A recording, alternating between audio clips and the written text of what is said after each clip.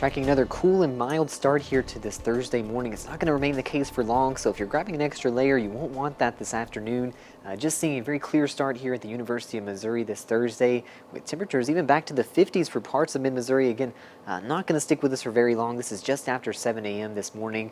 About the coolest part of the day here is we're already trending back to that 80 mark by noon. That's where we were topping out even for some early parts of this week, but we're really seeing some more summer-like conditions settling in for this weekend, as today we're just trending back to those mid to upper 80s. We've got some clouds, just some lighter, higher clouds that are possibly saving us from those 90s today, and even tomorrow, still following a very similar trend, but with those clouds filling in, you'll still want to grab sunscreen throughout the afternoon.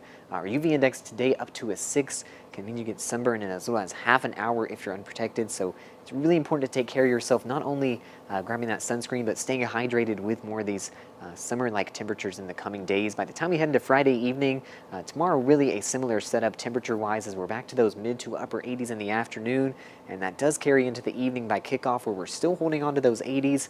It's a very similar trend to what we had the last couple of football Fridays as well, though, as we're sinking back to those 70s overnight. It's overall still a mild forecast for our game day on Friday, even into the weekend.